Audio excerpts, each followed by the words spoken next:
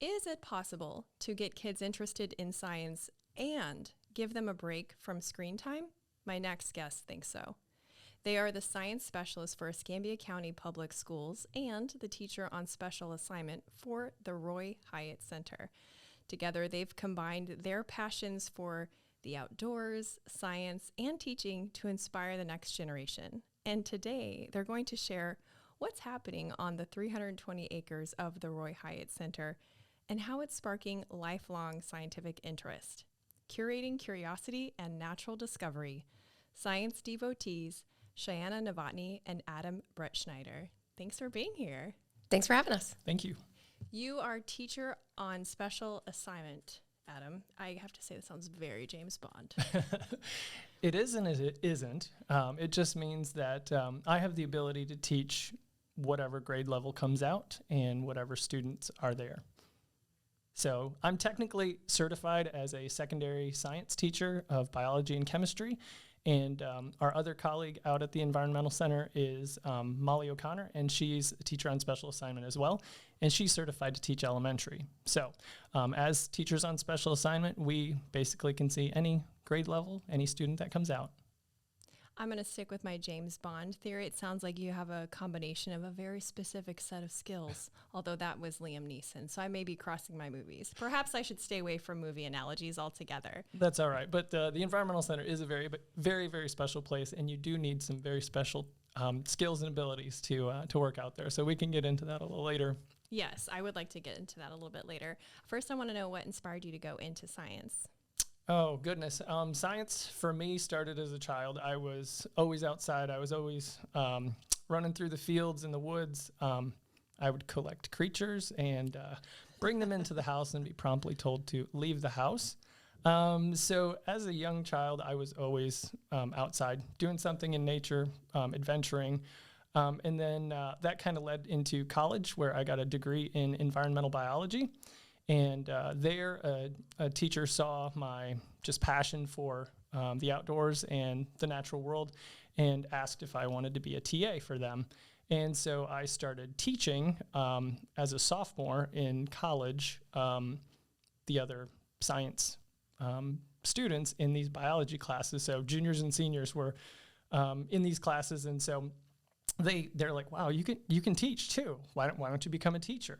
And so I said, nah, I'm not ready for the classroom yet. I saw my professors, and those mentors had real-world experience. And those were the ones that really made an impact on me. My chemistry teacher or professor, he was a retired Air Force biochemical warfare specialist.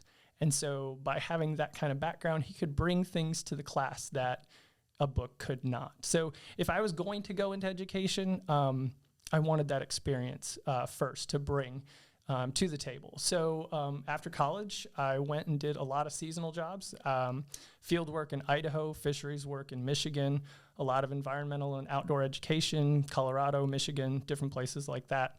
And I met my wife, and seasonal jobs just don't quite pay the bills. So I got my teaching certificate and got into the profession of teaching high school. And now you bring all the cool things to the table for the kids who get to go to the Roy Hyatt Center. And Cheyenna, you are a published scientist, correct? Correct, yes. And very passionate about education, which I love about you. You would be an incredible asset, at any school. So why Escambia County Public Schools? This is new for me, this job. I came out of the classroom just a few months ago to help all of the science teachers in the district. And Escambia County is a really interesting district. We have such a diverse population of kids that, run the gambit for all kinds of different kids. And they're just great. We have a great size district. It's not too big. It's not too small. We have a lot of really good schools, and we have a lot of really good teachers. But the Environmental Center is really one of our crown jewels. It is the neatest place to go out, and I am so glad that all of our kids get to have a chance to go out there. It's really, really cool. There's so many resources that I'm just learning about doing this show that I had no idea about. And so I'm excited to bring them to parents in this form, in the form of podcasting, in the form of stories, and just humanizing the people behind the titles, behind, the website pages. So I'm so glad that y'all are here. So Escambia County, you said it has a very large, diverse population of students. Is that why you chose Escambia County Public Schools, or what about it is special to you that would make you, as like such a talented teacher, such a talented scientist, stay in the county? I would have to say it's the environment here, the physical environment here. We have so many different environments. We have the beach, we have the estuary, we have the north end of the county, which is more agricultural. And so we have students that have experienced science at their house in a lot of different ways. So they bring a lot into the classroom that you can really use. And we can go to different places, not just field trips to the Roy Hyatt Environmental Center, but also at our school campuses. A lot of our school campuses have little streams running through, or, an estuary in the backyard. And I just think Escambia County is a beautiful place. And so the school system is a really nice place to do science. That's a good point. We have such a unique offering here in North Florida because we are, would you like to go to the beach? Okay. Would you like to go to a sunflower field? Okay. The forest? We got you. The only thing we don't really have is mountains. But once you see nature through the eyes of scientific discovery, you can't unsee it. And that really changes your experience as you move through the world, because you pass by a Yopon holly bush and you're like, oh, I read about that. The Native Americans would make tea out of that, and you become a fun fact nerd like me. So I want to know about the Roy Hyatt Center. Who, first of all, is Roy? Okay. Roy Hyatt was a high school biology teacher for Escambia County Public Schools, and he always had a dream to have an environmental center. So he did a lot of work to propose this idea, and eventually he did get a small building. I think it was the book depository on Haines Street. It's been torn down now. I-110 runs over it. And that was kind of his headquarters. In 1968 is when he opened it. He did move around, and he also went to the L&N Railroad building. I think they rented part of that, and now that's the UWF Archaeology building downtown, that building. And so he was there, and that was right next to the bay, and he was able to take kids out there and run plankton nets and look at things under the microscope, and so that was really great. So he was a dreamer, and he knew he wanted this environmental center. Well, where Roy Hyatt Environmental Center sits right now, this land, 320 acres, only 120 of it is in our name, but 320 acres were part of K Field. It was an outlying landing field for World War II aircraft to practice on, and the Navy had it. They stopped using it, and they said, we are going to give this land to any organization that can turn it into a nonprofit for 30 years. So Roy caught wind of that, and a few other community partners caught wind of that, and they said, there's 320 acres out in Cantonment that we might be able to have. So they petitioned the school board and wrote up a proposal, and the school board was like, yes, let's get this land for the environmental center and for Escambia County Public Schools. And so they were awarded this land north of Kingsfield Road. And so Kingsfield Elementary sits on it, Ransom Middle School sits on it, Tate has some agricultural land that's a part of it, and then 120 acres belongs to the Roy Hyatt Environmental Center. So 30 years later, they handed over the deed to Escambia County Public Schools, and the land was formerly ours. Wow, what a story. That's so amazing. And why is science at the Roy Hyatt Center different than, say, classroom science? Well, because it's so experiential. You can do labs in the classroom, but the Roy Hyatt property is really diverse as well. It's a pine forest, there's a pitcher plant bog, and so there's a lot of different areas, environments, microenvironments that the kids can go and see that they may not have access to on their campus. Plus, it's just bigger. It's acres and acres, so the students can go on the boardwalks for, how many miles of boardwalks are there? It's probably about a third of a mile, but we have basically miles of trail that connect to the boardwalks. We only have boardwalks over the actual wet areas that we couldn't walk on land. But yeah, there's a lot of ups and downs. We'd have some hills in there, but yeah, to go down into the pitcher plant bog, kind of the swamp areas, we have boardwalks over top of that. And so it's a much bigger area for these kids to explore, to see, a vast amount of forest where they may not get to see that in their classroom or in their urban school.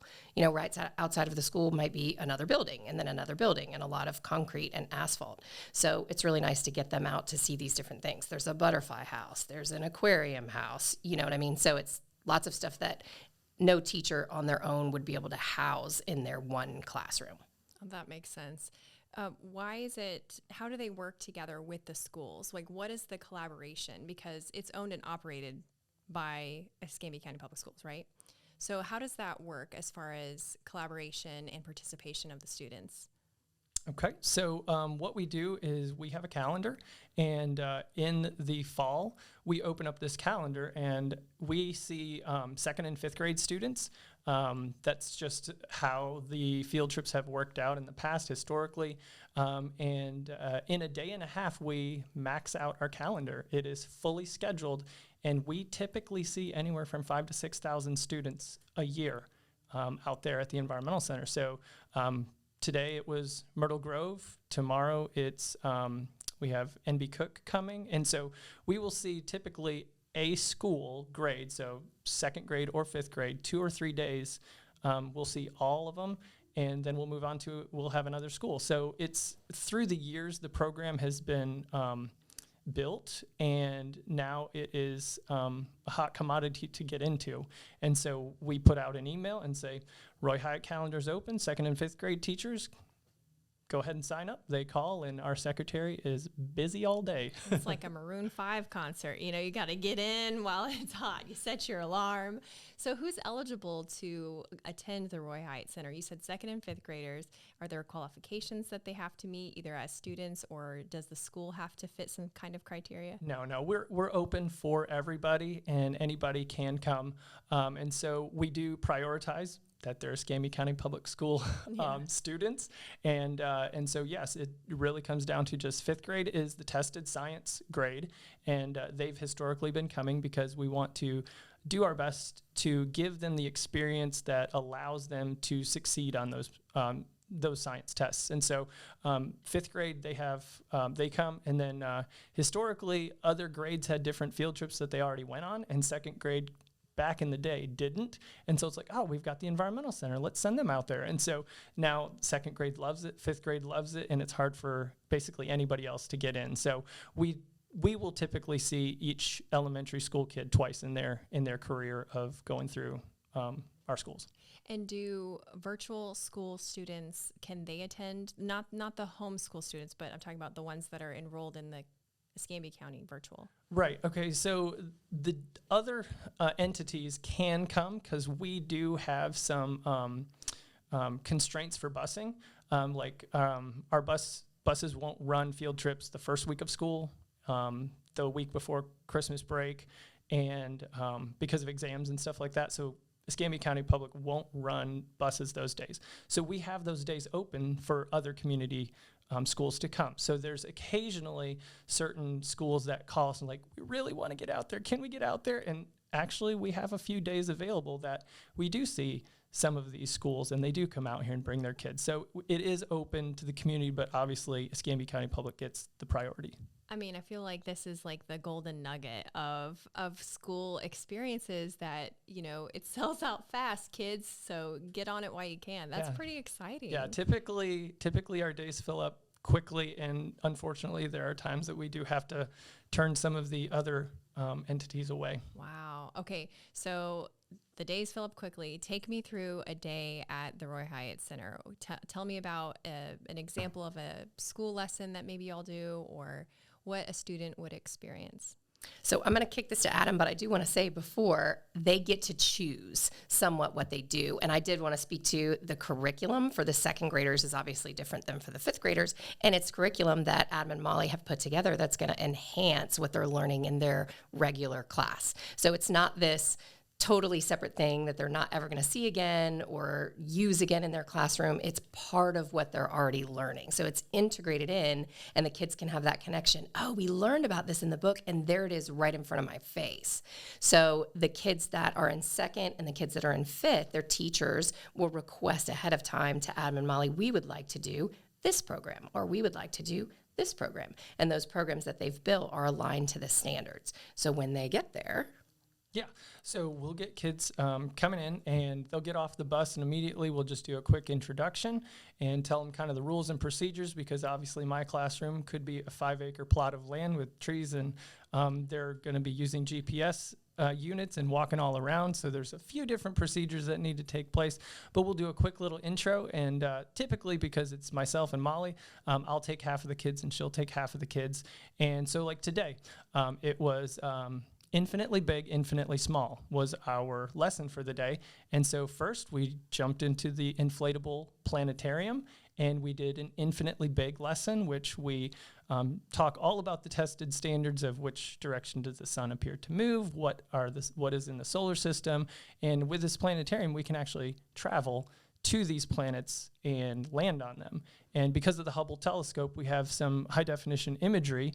And because of landing on the moon, we have all those images programmed into the planetarium. So you can see Buzz Aldrin and standing off in a crater. And then we can also go to Mars. So we land on Mars and we have images of what Curiosity saw. And so it's really neat. And so we give them that planetarium show. And so that's infinitely big. And then after that, they go straight to the microscope lab, and we talk about the living things, big and small. And so we talk about the blue whale being the largest living or ever lived animal on the planet. And we go and we visualize that outside, and we walk it off, and we do non-standard measurement of how many kids is it going to take to make how the length of the blue whale. And then we come back, talk about what he eats. We go through the food chain of plankton and krill, and we get pond water, and we put it under the microscope, and the kids try to identify what they're seeing. It was really neat. Today, I just had a kid. Everybody's busy looking down in their microscopes, and this kid just goes, "I'm a scientist now." And it was just one of those things. This is what the Environmental Center can offer to these kids. It just light bulb popped on. He's like, "I'm a scientist now." And it was really amazing. So, yeah, That's the cutest thing ever. Yeah. Well, and to set the stage for the microscope lab, because I think it's hard to visualize, every child gets their own microscope, which is a big deal. I'm sure if parents ask their kids, do you guys use microscopes in the lab or at school? It's sharing. I'm not really seeing under there what you're seeing under there. Is it the pink thing next to the pink thing? But Adam also has a video scope. So on the big TV is what they're supposed to be looking at, so they can really get what's going on under the microscope, manipulate it themselves. And it's really hard to provide 30 microscopes to every classroom in the district because, they break, they're expensive, they're hard to store, et cetera. So that's something that is just really unique to the center. Yeah, I'm starting to get a picture painted of the impact that this would have on kids, because that's really, why these programs exist, is to reach the kids that would have an enhanced educational experience because of the kinesthetic way of learning. Or like me, I'm almost like 100% kinesthetic learning. You should see me at yoga. I can't follow verbal instructions. I have to eyeball the yoga instructor. And I'm like, is her left my left? So for kids that are like me, this is life-changing. It's completely different because you realize how exciting the natural world is, how you need to take care of it, and that you're not dumb. Right, yeah. That you're a smart kid, you just might learn differently. This is so cool. And he hasn't even talked about touching the snakes. Oh, tell me about the snakes. I want to hear That's that. real kinesthetic. Then typically, if it's a fifth grade, we do have a second grade reptile program. It's full out. They sit in the reptile room, and we bring out all the different reptiles, and they get to touch, and they get to put the snake around their neck if they want. But with fifth grade, because the reptile lesson isn't one of the programs, it's kind of like the goodbye gift. Either typically if they're eating lunch with us, so we have a pavilion, it's got picnic tables, it's covered, it's got fans. They could be eating lunch with us, and we'll just do a short quick meet and greet with the snake there. But yeah, we will have parents of the students come out and they're like, I came out here. Is that the same snake? I remember putting a snake around my neck. And the parent will then be like, oh, well, what else did you do? And they can name everything that they've done 20 years later. And it's just amazing. So yeah, so we'll get Todd, the Florida king snake, out. We do have multiple, but Todd is typically the mainstay that we bring out. He sounds so sophisticated with a name like He's Todd. a sweetie. He is. He's a wonderful snake to have out there.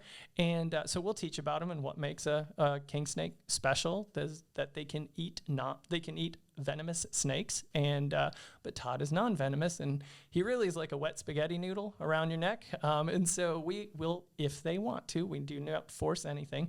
We'll just drape them around their neck, or if they just want to, pet him and feel how smooth and not slimy the scales actually are. They will remember that. So the kids got off the bus today. They're like, are we going to see the snake? I remember coming in 2nd grade. We saw a snake. And so it's just those experiences that will just solidify in their minds what they've done and what they've learned. I love that so much. I can't believe our time is coming to a close already. I think I'm biased though, because I love this subject. I love talking about nature and getting kids excited about it too. I think it's so important. What else do you feel like if you were trying to talk to a parent, let's say, and I'd love to hear from each of you on this. If you were talking to a parent and they said, but why is this important? I want my kid to be really good at fill in the blank with any other subject, math, business, whatever it is for that parent. Why would science in this way be something I should prioritize? I think for me, it allows kids to make discoveries that they're not being forced to make. So they're just making discoveries on their own. It's just a free day for them to be themselves and learn and just see things. There's a big aquarium classroom, and there's all kinds of hidden stuff in there. And I think kids learn best when they are allowed the space to sort of learn in their own way.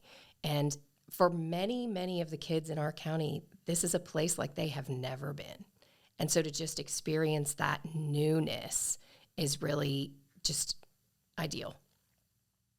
And I think for me, science is just a way of knowing. It's a framework of thinking, and it really is curiosity. It's just curiosity-based. You ask a good question, well, then you need to research it, or you need to figure it out. And so for any other discipline, even if it's literature, you can make an observation, a question pops into your head, well, you still need to research that. That's still doing science, maybe not in the subject that is, earth science, space science, life science. But when you start problem solving, you're going to develop your mind, and you're going to be firing more neurons and connecting those. And when you get both sides of the brain working together, the capacity to learn and to understand grows. And so that's why this hands-on and experiential learning is so important for these kids, because it really is developing their brain, and it is developing their character more than just maybe a textbook would. So well said. Where can parents find information about the Roy Hyatt Center? What website should they go to? Okay. Well, you can go to you can just Google search Roy Hyatt Environmental Center, and typically the district website will pop up first, but we also have a Facebook page. And that Facebook page, you can just search Roy Hyatt Environmental Center, and it'll pop up as well there. Perfect. Thank you all so much. This was amazing. You're welcome. Wonderful. Thank you.